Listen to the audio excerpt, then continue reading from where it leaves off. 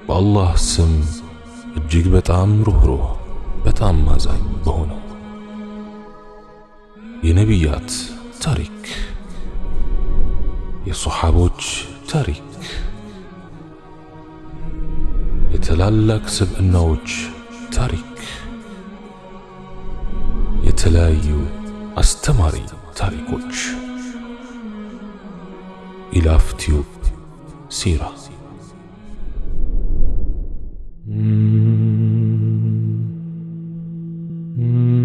السلام عليكم ورحمة الله ነቢያችን عليه الصلاة والسلام ከሰው አልፎ ለእንስሳትም ሆነ ለግዑዛን ነገሮች ሁሉ እጅግ የእዝነት ነቢይ ናቸው። ነቢያችን عليه الصلاة والسلام በዚህች ዓለም ሳሉ ከራሳቸው ይልቅ ለሌላው ኑረዋል። አልቅሰው ሌሎች እንዲስቁ ምክንያት ሆነዋል። ተርበው አብልተዋል። ታርዘው አልብሰዋል። ይህ ተልእኮአቸው ነበርና ላይገርም ይችላል። አላህ ስብሓንሁ ወተዓላ እንዲህ ይላል፣ ወማ አርሰልናከ ኢላ ረሕመተን ሊልዓለሚን።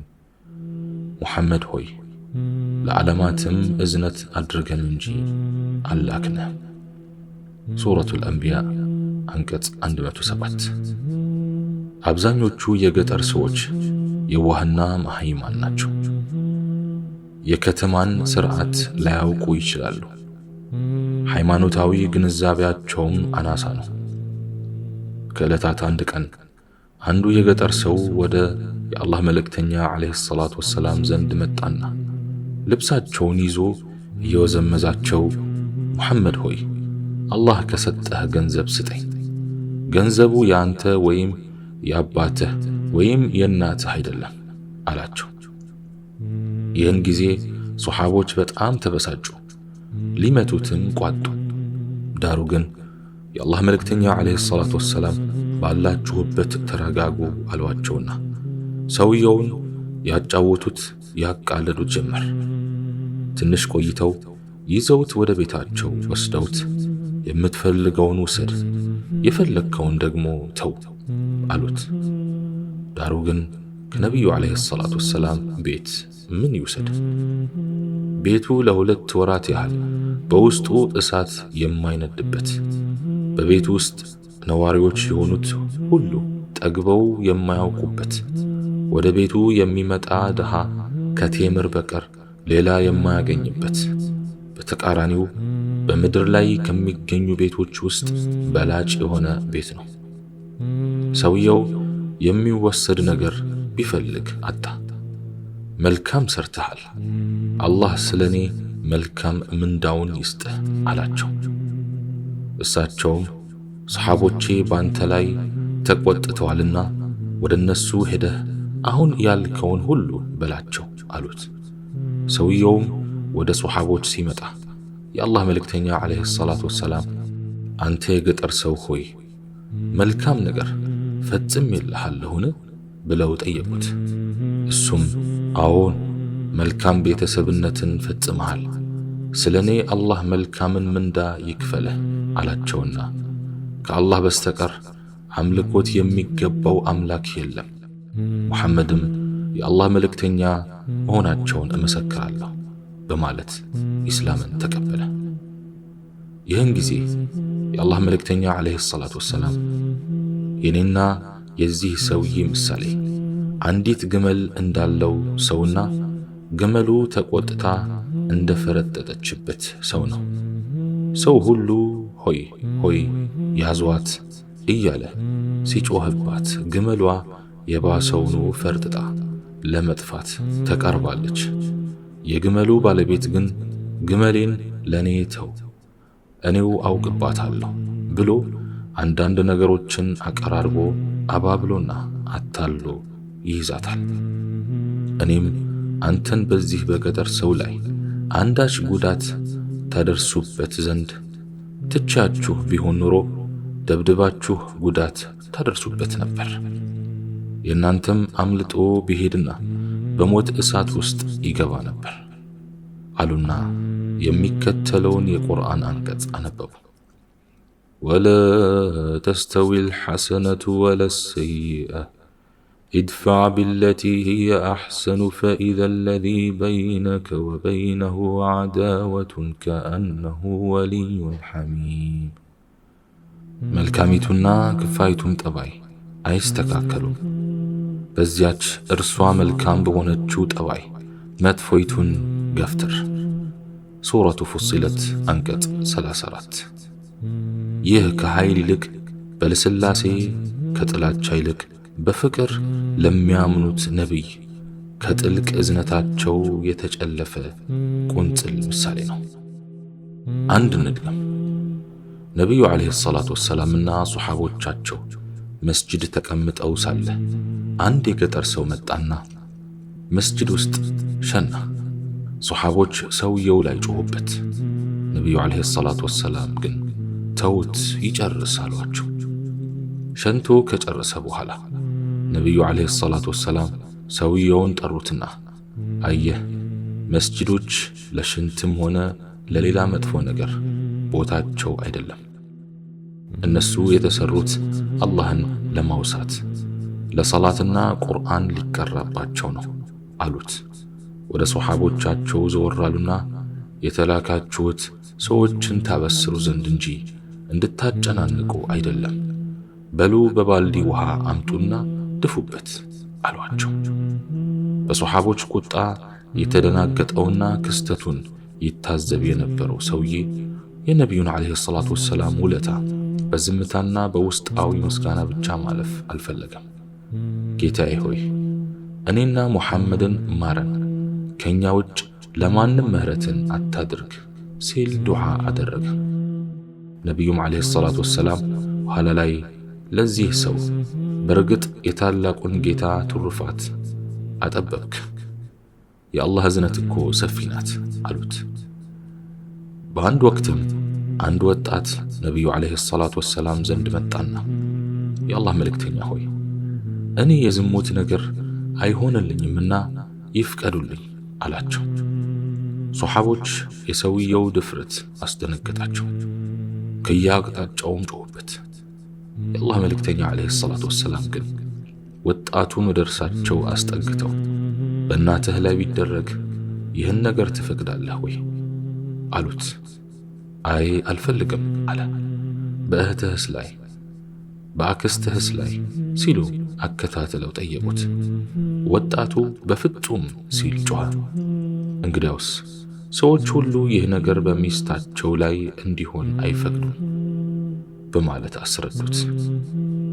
ይህ ሰው ሲናገር ከአላህ መልእክተኛ ዓለይሂ ሰላቱ ወሰላም ማሳመኛ በኋላ እንደ ዝሙት ያስጠላይ ነገር ፈጽሞ የለም ብለዋል።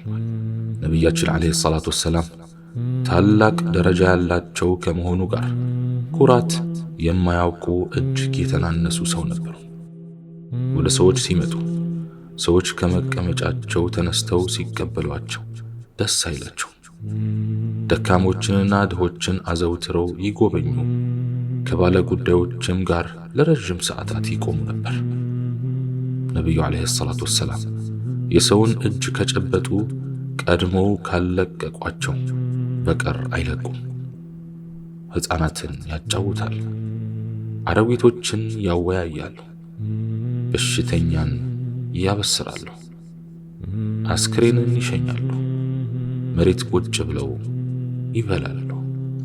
ሱሐቦችና ነቢዩ ዓለይሂ ሰላቱ ወሰላም ከአንድ ዘመቻ በመመለስ ላይ ሳሉ ከአንድ ቦታ አረፉ። ሱሐቦች አንዲት ጥላ ያላትን እንጨት ለነቢያችን ዓለይሂ ሰላቱ ወሰላም ትተው በየቦታው ለማረፍ ተበታተኑ። ገውረስ ኢብኑ አልሓሪፍ የሚባል ሰው የአላህ መልእክተኛ ዓለይሂ ሰላቱ ወሰላም ጥላዋ ስር ተኝተው ባሉበት ሁኔታ መጣና ሰይፋቸውን ከተሰቀለበት እንጨት አንስቶ እላያቸው ላይ ቆመ። ነቢዩ ዓለይሂ ሰላቱ ወሰላም ሲነቁ ሰውየው እላያቸው ላይ ቆሟል።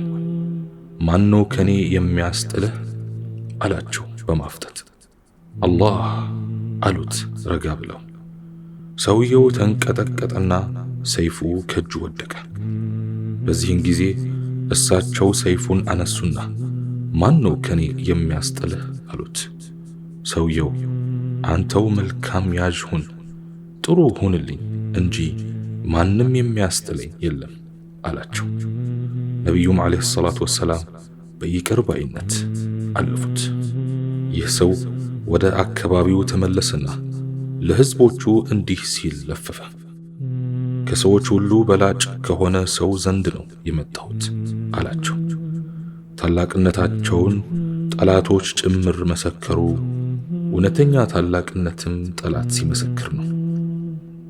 በእስልምና መባቻ አካባቢ ቀደምት ሙስሊሞች በተለይ ደካሞችና ወገን አልባዎቹ በመካ ሰዎች እጅ ያላዩት የመከራና የስቃይ አይነት አልነበረም። ሳይወዱ በግድ ሃይማኖታቸውን ይዘው ወደ መዲና ሲሸሹም በስደትና በተከፈተባቸው ጦርነት ታላቅ እንግልት አግኝቷቸዋል። ፈትሑ መካ የሚባለው ሙስሊሞች ያ ሁሉ የመከራ ዘመን አልፎ በድል ወደ ትውልድ ቀያቸው መካ የተመለሱበት የድል ቀን ነበር። የመካ መከፈት ቀን የመካ ሰዎች ከነቢዩ ዓለይሂ ሰላቱ ወሰላም ያዩት ባህሪ ትንግርትና የማይታመን ነበር የሆነባቸው። የአላህ መልእክተኛ ነቢያችን ሙሐመድ ዓለይሂ ሰላቱ ወሰላም ከሚወዷት መካ ከትውልድ ቀያቸው ያባረሯቸውን፣ ለስደት የዳረጓቸውን፣ ሶሐቦቻቸውን ያሰቃዩባቸውንና የገደሉባቸውን ጠላቶቻቸውን ከ10 ዓመታት ቆይታ በኋላ ድል አድርገው መካ ሲገቡ የተዋረዱ የተናነሱ ሆነው እጅ እግሩ የታሰረ ምርኮኛ መስለው ኩስስ ኩምሽሽ ብለው ፊት ለፊታቸው አገኟቸው። ነቢዩም ዓለይሂ ሰላቱ ወሰላም ዛሬ በእጃቸው የወደቁትን እነኚህን ሰዎች መሬት ቁጭ ብለው እንደ እስረኛ አንገታቸውን ደፍተው በተመለከቱ ጊዜ እናንተ የቁረይሽ ሰዎች ሆይ ምን የማደርጋችሁ ይመስላችኋል? ከኔ ምን ትጠብቃላችሁ? አሏቸው። የተከበረ ወንድማችን፣ የተከበረው የወንድማችን ልጅ ነህ፣ እዘንልን አሏቸው። ነቢዩም ዓለይሂ ሰላቱ ወሰላም ያለምንም ውጣ ውረድና ማንገላታት ኢዝሀቡ ፈአንቱም ጡለቃ፣ ሂዱ እናንተ ነፃ ናችሁ በማለት አሰናበቷቸው። እዚህ ነጥብ ላይ ቆም ብለን አንዳንድ ነገሮችን ለማየት እንሞክራለን። ብዙዎች የኢስላም ጠላቶች ኢስላም የተስፋፋው በሰይፍ ነው ብለው ያስወራሉ። እውነታው ግን እነሱ ከሚያወሩትና ከሚያስወሩት በተቃራኒው ስለመሆኑ በሚዛናዊ አይን የተመለከተ ሁሉ ይረዳዋል። ኢስላም ዓለምን ሊገዛ የቻለው በዚህ ታላቅ ነቢይ አስደማሚ የሆነ ምርጥ ስብዕና ነው። የእኚህን ሰው ታላቅነት ጠላቶቻቸው ምን እንደመሰከሩ በጥቂቱም ቢሆን ማየት የፈለገ አረሱል ፊ ዑዩን ገርቢያ ሙንሲፋ፣ መልእክተኛው ዓለይሂ ሰላቱ ወሰላም በምዕራባውያን ሚዛናዊ አይኖች በሚለው መጽሐፍ ውስጥ መመልከት ይችላል። በፍጹም ይላሉ በሚዛናዊ አይን የነቢዩን ዓለይሂ ሰላቱ ወሰላም ሕይወት የገመገሙ ሙስሊም ያልሆኑ ታላላቅ የዓለማችን ምሁራን። ጭፍን ጥላቻ ካልሆነ በስተቀር እሳቸው እንዲያ አይደሉም ሲሉ ይከራከራሉ። ይህን ስንል ግን ማስረጃዎቻችን እነሱ ናቸው ለማለት ፈልገን አይደለም። እሳቸው የታላቅ ስብዕና ባለቤት ስለመሆናቸው ተጨባጩ መረጃችን በግልጽ የሚታየው ነባራዊ እውነታ ነው። ነቢይ ከነቢይም ታላቅ ነቢይ ስለመሆናቸው ከ2 ቢሊዮን ያላነሱ የዓለም ሕዝቦች ሙስሊሞች ይመሰክሩላቸዋል። ከዚያም በበለጠ ደግሞ የአላህ ሱብሓነሁ ወተዓላ ምስክርነት ብቻውን በቂ ነው። ከዚሁ ጋር በተያያዘ መልኩ እስልምናን ለማንቋሸሽ የኢስላም ጠላቶች የሚሉትን መሰረተ ቢስ ወሬ በመጠነኛ የንጽጽር ማሳያ ለማጣጣል እንሞክራለን። ጨፍጫፊ ሊባል የሚችለው ሃይማኖት የትኛው ይሆን? ከመካው የድል ቀን እንጀምርና ጥያቄ እናቅርብ። እስልምና በሰይፍ ነው የተስፋፋው ከተባለ ነቢዩ ዓለይሂ ሰላቱ ወሰላም በድል መካ የገቡ ቀን ትሰልማለህ አትሰልምም ብለው በማስፈራራትና በማስገደድ ህዝቡን ሁሉ ማስለም ሲችሉ ለምን ይሆን ያላደረጉት? እንዲያ ያሰቃዩዋቸውን ጠላቶቻቸውን ለምን ሄዱ ነፃ ናችሁ አሏቸው? ያጎታቸውን የአብሮ አደጋቸውን በጥቢ ወንድማቸው የሆኑትን ጀግናውን ሐምዛን ያስገደለችውንና ሆዳቸውን ቀዳ ጉበታቸውን ጭምር የበላችውን ሴት ሂንድን መበቀል ሲችሉ ለምን ይሆን በይቅርታ ያለፏት? ያ ያለፈ ህመም እንዴት አይሰማቸውም? እንዴትስ አይታወሳቸው? እሳቸው ሰው አይደሉምን? ነገሩ ወዲህ ነው። ነቢያችን ዓለይሂ ሰላቱ ወሰላም ምርጥ ስብዕናን የተላበሱ ሰው ናቸውና ከስልጣን ጫፍ ላይ ሲደርሱ ከኃይል ቁንጮ አናት ላይ ሲቆናጠጡ ኃይላቸውን ከበቀል ይልቅ ለእዝነት ተጠቀሙበት። ቂም በቀልንና ጥላቻን በፍቅርና በእዝነት ተኩ። ነቢዩ ዓለይሂ ሰላቱ ወሰላም በታላቁ የድል ቀን መካ ሲገቡ በግመላቸው ላይ ሆነው እጅግ ተናንሰው ካንገታቸው አቀርቅረው ወገባቸውን ከኮርቻቸው አመሳስለው እንባቸውን እንደ ጅረት እያፈሰሱ እንደገቡ የምናውቅ ስንቶቻችን ነን? በዛሬም ሆነ በጥንት ታሪክ ድል ካደረገ ሰራዊት የምናስተውለው ያለ ገደብ ሲጨፍር፣ ሲጮህ፣ ሲዘርፍ፣ ሴቶችን አስገድዶ ሲደፍር፣ ወጣቶችን ሲገርፍ፣ ጠላቶችን ሲበቀልና ሌሎችን እኩይ ተግባራት ሲፈጽም ነው። በታላቁ ነቢይ ሙሐመድ ዓለይሂ ሰላቱ ወሰላም የሚመራው የኢስላም ሰራዊት ግን ድሉን ለድሉ ጌታ ለአላህ ሱብሓነሁ ወተዓላ ነው የሰጠው። አንተ ባትረዳን፣ ያንተ እገዛና ችሮታ ባይኖር ኖሮ ከዚህ አንደርስም ነበር እያለ ምስክርነቱን እየሰጠ ነው በእንባ ደስታውን የገለጸው። ሰራዊቱ በአላህ ሱብሓነሁ ወተዓላ መመሪያ ነውና የሚንቀሳቀሰው ትዕዛዙን ነው በተግባር ላይ ያዋለው። ኢዛ ጃአ ነስሩላሂ ወልፈትሕ ወረአይተ ናሰ የድኹሉነ ፊ ዲኒላሂ አፍዋጃ ፈሰብሕ ቢሐምዲ ረቢከ ወስተግፊረህ ኢነሁ ካነ ተዋባ። የአላህ እርዳታና መካን መከፈት በመጣ ጊዜ ሰዎችንም ጭፍሮች እየሆኑ በአላህ ሃይማኖት ውስጥ ሲገቡ ባየህ ጊዜ ጌታህን ከማመስገን ጋር አጥራው፣ ምህረትንም ለምነው፣ እርሱ ጸጸትን በጣም ተቀባይ ነውና። ሱረቱ ነስር ምዕራፍ 1-3። እጅግ የሚደንቅና የሚገርም ትዕዛዝ። ያ ሁሉ ሶሓባ ሞቶ ያ ሁሉ ምርጥ ትውልድ ወድቆ ምህረትን ጠይቅ የሚል መለኮታዊ መመሪያ ለየትኛው ጥፋታቸው ይሆን? ሰይፍ ሰይፍ ሰይፍ ኢስላምን ጥላሸት ለመቀባት የጸረ ኢስላም ኃይሎች የሌት ተቀን ድርብ ዜማ ነው። ነገር ግን ምን ያህል ህዝብ ቢያልቅ ነው እንዲህ ጩኸታቸው ሊበዛ የቻለው? በነቢዩ ዓለይሂ ሰላቱ ወሰላም ዘንድ ኢስላም ራሱን ለመከላከል ሳይወድ በግድ የገባበት በርካታ ጦርነት የነበረ ስለመሆኑ አይካድም። በድር፣ ኸይበር፣ ኡሑድ፣ ኸንደቅ፣ ተቡክ ጥቂቶቹ ናቸው። በእነኚህ ጦርነቶች ከሁለቱም ወገኖች ምን ያህል ሰው ሞቶ ይሆን? 10,000፣ 100,000፣ ሚሊየን ወይንስ ከዛ በላይ? ዑለማዎች መረጃዎችን አሰባስበው እንዳስቀመጡት በእነኚህ አጠቃላይ 27 በሚሆኑ ጦርነቶች የሟቾች ቁጥር 756 ብቻ ነበር። ከሙስሊሞች 317፣ ሙስሊም ካልሆኑት ደግሞ 419 ሰዎች። ጦርነቶቹ በአብዛኛው የተደረጉት ጠላቶቻቸው ሙስሊሞች ያሉበት ድረስ መጥተው ስለወጓቸው ነው። በዚህ ራስን የመከላከል ተጋድሎ ቁጥሩ ይህን ያህል ሰው ወድቆ ነው እንግዲህ ዛሬ እስልምና የዓለምን 1/3 የህዝብ ቁጥር ሃይማኖት መሆን የቻለው።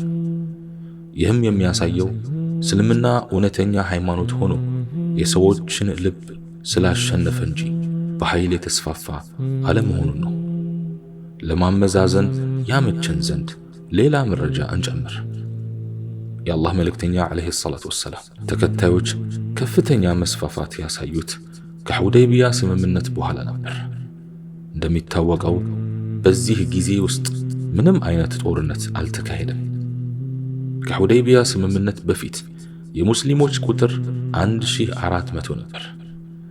ይህ የሰው ቁጥር ወደ እስልምና የገባው በ19 ዓመታት የዳዕዋ ጊዜ ውስጥ ነው። ከሁደይቢያ ስምምነት በኋላ የአላህ መልእክተኛ ዓለይሂ ሰላቱ ወሰላም መካ በድል ሲገቡ የሙስሊሞች ቁጥር 10,000 ነበር። በሁለት ዓመት ጊዜ ውስጥ እስልምናን የተቀበሉት ሰዎች ቁጥር 8600 ማለት ነው። ከዚህ መረዳት የምንችለው ለኢስላም መስፋፋት ተስማሚው አየር ከጦርነት ይልቅ የሰላም መሆኑን ነው። እስኪ ሙስሊሞችን ጭራሽ ጨካኝና አረመኔ አድርገው የሚያዩትን ህዝቦች ደግሞ ከታሪካቸው ጥቂት እንመልከት።